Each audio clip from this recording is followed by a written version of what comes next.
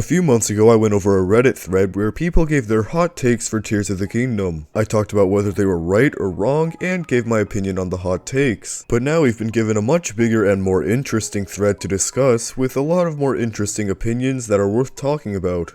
So without further ado, let's discuss some Tears of the Kingdom hot takes. The first hot take states that the depths are actually kinda decent and aren't as bad as people make it out to be. I haven't seen a whole lot of hate for the depths, but assuming it's there, I have to agree. When I first discovered the depths, I didn't like them at all, but after exploring them a lot more, I can honestly say that I think they're one of the most interesting areas in the game. I think that any hate directed to the new area should be entirely relocated to the sky, since I think that area was a lot more flawed. The next person says that the fact that this game ignores Breath of the Wild a lot annoys them. The fact that all traces of the Sheikah tech have up and vanished, some returning characters act like they don't know who Link is, and no one, not even Ganondorf himself, actually identifies the link between Ganondorf and Calamity Ganon, is stupid.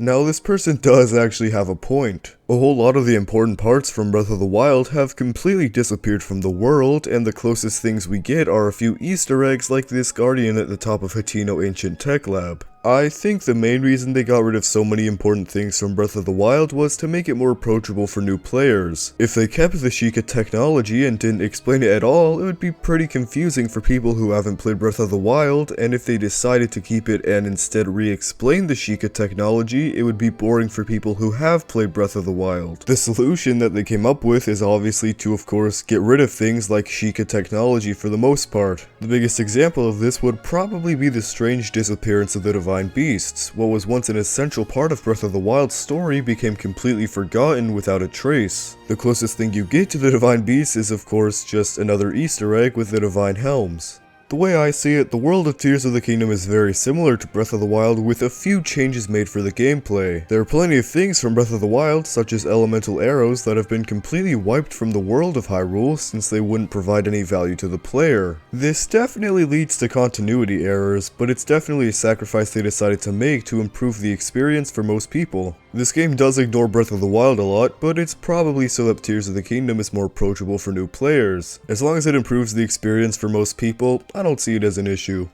The third hot take says that Tulin's Gust is far superior to Revali's Gale. For the first month or so playing Tears of the Kingdom, I thought that Tulin's Gust was a cool ability, but I still thought Revali's Gale was better. I made an entire video where I said that multiple times, saying, you know, Revali's Gale is better. Well, that video was made months ago, and I'm a changed man now. It's a shame that I have to say this, but I have to agree. Tulin's Gust is better than Revali's Gale. Now listen, this is not because it's actually a better ability, okay? I wasn't that wrong, but it's because the cooldown for Revali's Gale is about 2 minutes, and the cooldown for Tulin's ability is about 2 seconds. At the end of the day, I have to agree. Tulin's Gust is better than Revali's Gale. The next person says, Zelda remaining as the Light Dragon and not turning back into a Hylian would have been a terrible ending. I was sitting here all this time thinking that everybody understood how perfect this ending was, but it turns out that enough people somehow disagree that this can be considered a hot take. This person is right. The end. Another few quote-unquote hot takes is just this one person pretending that Tears of the Kingdom isn't one of the worst video games ever made. I think the worst part is when he says that the voice actor for Zelda isn't one of the worst voice actors in the modern day. Just to prove you wrong for a second, not only is the English voice actor for Zelda hot garbage, but she's also British. Not only is she British, but she's also American. This person is simply liking a video game way too much, and I can't stand around and watch somebody enjoy a video game more than I do. Way too much positivity here, worst hot takes I've ever seen, downvote. On a more serious note, the next person says, I'm surprised this doesn't get brought up, but it's the same issue I had with Breath of the Wild. For how long this game is, the combat could use more mechanics. By the time I fill out half the map, I feel like I've mastered the combat. Even Silver Lynels and Gleeoks become a piece of cake after you put enough hours in, it just grows a little stale. Alright, let's talk about it. While I do think that Tears of the Kingdom's combat gets far more hate than it deserves, I would be lying if I said it didn't get kinda boring after a while. Like this person said, even the hardest and most advanced enemy, the Lynel, becomes easy after you put enough time into the game. Combat in Tears of the Kingdom is much less advanced than the older Zelda games. They transitioned combat involving different attacks based on where you aim the controller, and decided to make it easier by having you simply spam the Y button. And while this does make it easier for new players who aren't as skilled at video games, it makes the combat a lot worse for people who have more experience. Because now the problem isn't even that the enemies aren't good, it's that the combat itself itself isn't advanced enough. It's hard to say what Nintendo should do, since a more advanced combat system would be harder to grasp and would make combat harder to understand for less experienced players, and with the system we have now, people who are able to easily grasp the combat can become pretty bored easily. This hot take isn't necessarily wrong, but I don't see what else Nintendo could do. The next person says that the Fire Temple is the best temple in the game. I've said this before, but I found the Fire Temple to be the least enjoyable temple in the game. Every other temple had something that I thought made it stand out from the others. The Water Temple had a calm and peaceful atmosphere, the Wind Temple felt grandiose and important, along with having one of the best Zelda bosses, and the Lightning Temple was the only temple with actually good puzzles. The Fire Temple was kind of just boring. The atmosphere was pretty cool, but it didn't engage me as much as the Wind and Water temples, and the puzzles are also just worse than the Lightning Temple. Let's see here, this next person named LPack says, remember to subscribe, and I have to agree with this hot take. Remember to subscribe guys, please, we're so close to 500, which is like halfway to the actually important sub count. Alright, anyways, the 8th hot take on our list states that the shrines were not challenging and too many of them were blessing shrines. While I can't agree that the shrines weren't much of a challenge, I can agree with too many of them being blessing shrines. What people overlook when they say this is that the majority of blessing shrines come after beating some sort of challenge in the overworld. Whether that be reaching one of the Lumai castles, bringing a green crystal over a large distance, or completing another type of quest, you're basically just doing a shrine puzzle to unlock a light of blessing just outside the shrine itself.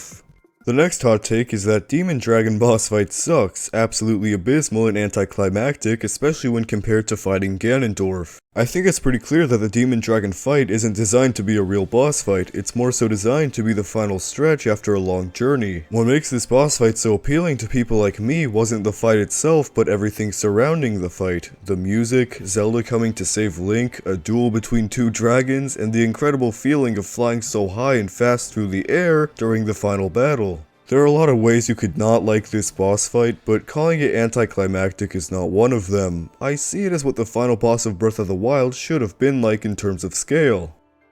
Next person says nobody needed Master Mode until they were told they weren't getting it. While this may be true for a few people, I would argue that most people who played Breath of the Wild a lot were hoping for the Master Mode to be in Tears of the Kingdom from the start. A great way to make an easy game feel fresh is to add a new layer of difficulty, and there's not a real way to do that in Tears of the Kingdom since there isn't a Master Mode. Tears of the Kingdom is an incredibly easy game, arguably one of the easiest Zelda games and easier than Breath of the Wild, so if anything, this game needs Master Mode more. Master Mode was probably the best part about the DLC in Breath of the Wild, so knowing it'll never come back is certainly a disappointment.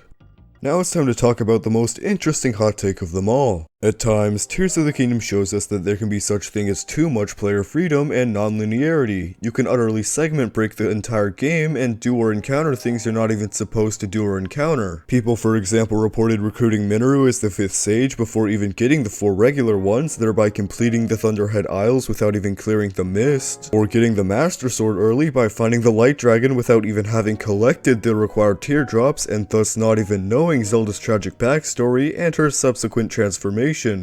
I think the biggest appeal to both Breath of the Wild and Tears of the Kingdom is the player freedom, and while player freedom is essential to these games, I have to agree that they went a little overboard. For people like me who focus on the main quest and play as intended, this is not an issue whatsoever. The issue is that there are loads of people who play these games who run around and explore every nook and cranny before focusing on the main quest, and since there's unlimited freedom, they can easily find stuff by accident. The obvious solution would be to lock certain locations and make them available later in the game after the main story has progressed. I also think that it would have been good for the game to force what order the player finds the dragon tears in, or at least put some restrictions on it. Me and many others found the 8th dragon tier in specific super early, which is one of the most important dragon tiers in the entire game. I like the idea of things like being able to do the temples out of order, but I agree that in general there's a little too much freedom in this game.